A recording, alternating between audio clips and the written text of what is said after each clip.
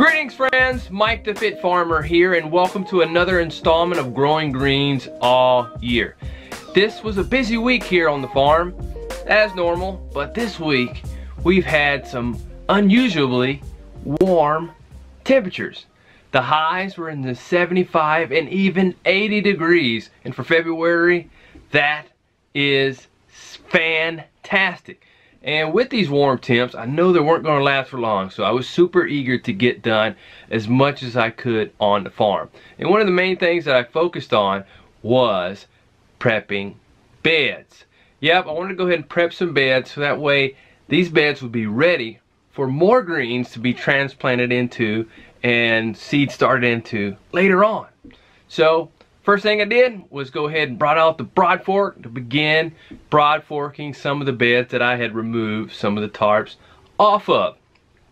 After broadforking, I brought out the mini cultivator and began tilling some of these beds to get them prepped.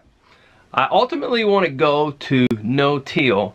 However, sometimes tilling can be really beneficial for prepping beds and getting soil, especially if you have the clay like we do, to really get it mended and broken up so that way you can begin working on it, so that way your soil is better and better each time and you have to do less and less to it. And after I finished tilling, my little helper Micah really wanted to use the mini cultivator and till too.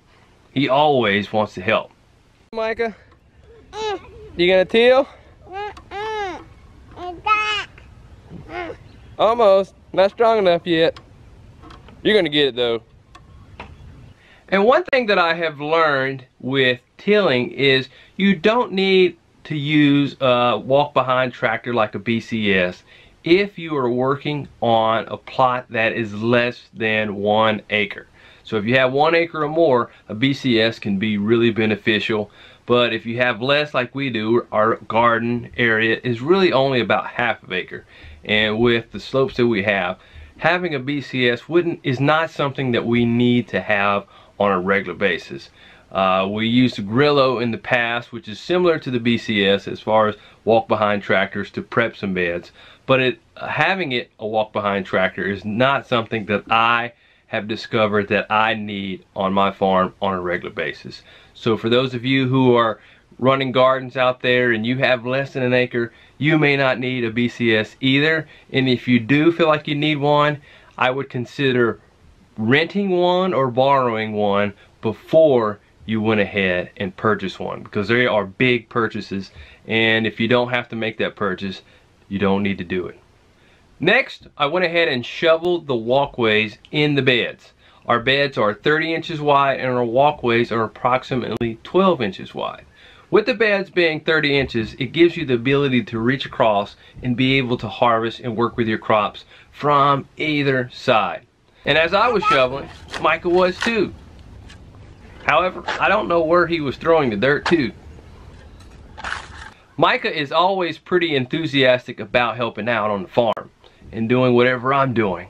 And that day, he was even wanting to move a chicken tractor. Show him how to do it, Micah. You gonna pull it? After I prepped these beds, I went ahead and sowed radish seeds in one bed and arugula seeds in the other. And since we have some cold temperatures coming up, after I sowed these seeds, I watered the beds really well and put some tarps over top of it to keep moisture and warmth in, so that way, hopefully, these seeds will germinate better. We did this last fall and it worked really well for carrots. So just hoping that it will work again. In addition to doing the bed prep, I also walk the farm, walk through the garden on a daily basis just to see how things are doing. Making sure that the plants are maturing and growing the way they're supposed to, and seeing if I can identify any problems if there are any. And if there are some, then go ahead and try to rectify them as soon as possible. But this week things look like they're growing well. The plants are growing and maturing like they're supposed to be. Spinach is looking good. Lettuce is looking good. And since we're looking at these items, some of you have asked about why I do the landscape fabric even though we are in the process of doing stale seed beds. The reason why I use the landscape fabric is because our weed pressure is still extremely high, and I want to do my best to gradually get rid of most of the weed seeds that are in our beds. And that is a process. It's not something that you can just do in a season or two or even a year or two. It is definitely a process, and I ultimately want to be able to get to the point where we're able to transplant with a paper pot transplanter. And for those of you who aren't familiar with the paper pot transplanter, it is a really neat tool where you can start your seeds in these trays and in these film strips, and that paper pot transplanter, once those are ready to be transplanted, and you just cart it and wheel it down your rows, and it just puts those transplants in there really efficiently. So you can't use those with landscape fabric. So you definitely have to have your beds to where they are pretty much mostly free of any unwanted plant weed seeds. And we're just not there yet. So maybe in another year or two, maybe we'll be there, but we still have a lot of weed pressure that we need to get rid of first. And for those of you who are joining me for the first time, I will be chronicling for 52 weeks this year of how I am growing greens year round. So if you haven't subscribed already, please subscribe.